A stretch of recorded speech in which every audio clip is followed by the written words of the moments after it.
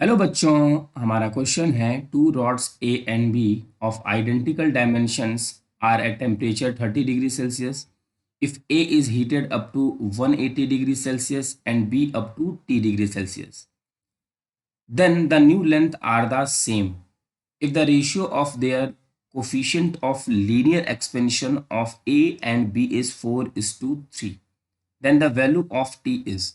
तो देखिए बच्चों, हमारे पास दो रॉड है।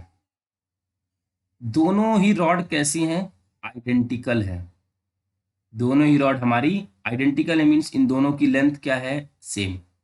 L1 और L2 जो है हमारे पास वो है सेम। दोनों का जो अल्फा मीन्स लीनियर एक्सपेंशन जो है वो अलग अलग है। कोफिशिएंट ऑफ लीनियर एक्सपेंशन इसका अल्फा 1 और इसका अल्फा 2, और ये अल्फा 1 अपॉन अल्फा 2 गिवन है 4/3।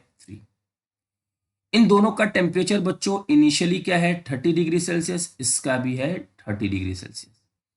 जो इसका फाइनल टेम्परेचर मीन्स कहाँ तक इसको किया गया है? 180 डिग्री सेल्सियस तक, और इसको T डिग्री सेल्सियस तक। हमसे पूछा गया है कि अगर इन दोनों की जो नई लेंथ है वो सेम होगी तो इस T की वैल्यू कितनी होगी? मतलब ये बच्चों कि उनमें जो एक्सपेंशन आ रहा है, मतलब उनकी लेंथ में जो चेंज आ रहा है बाय इंक्रीजिंग द टेम्परेचर, वो कैसा होगा? सेम। तो ये लिख सकते हैं सेम एक्सपेंशन।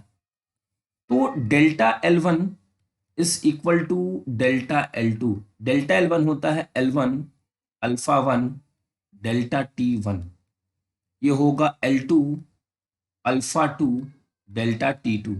L1 L2 तो इक्वल है, तो ये कैंसिल आउट हो जाएंगे, यहां से कैंसिल आउट। उसके बाद अल्फा 1 अपॉन अल्फा 2 लिखा जा सकता है, और ये delta T2 upon delta T1 लिखा जा सकता है। ये होगा 4/3। डेल्टा T2 क्या है? डेल्टा 2 ये है T-30, T-30, और ये हो जाएगा 180 - 30, 180 - 30, ये होगा 4/3 T-30, और ये हो जाएगा 150।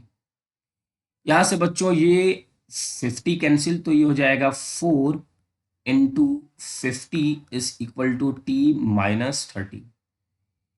यहाँ से हमारा 4 5 20 means 200 plus 30 is equal to T, तो T is equal to 230 degree Celsius. तो हमारे इस क्वेश्चन का आंसर होगा 1। आई होप बच्चों कि आपको ये क्वेश्चन अच्छे से समझ में आ गया होगा। Thank you.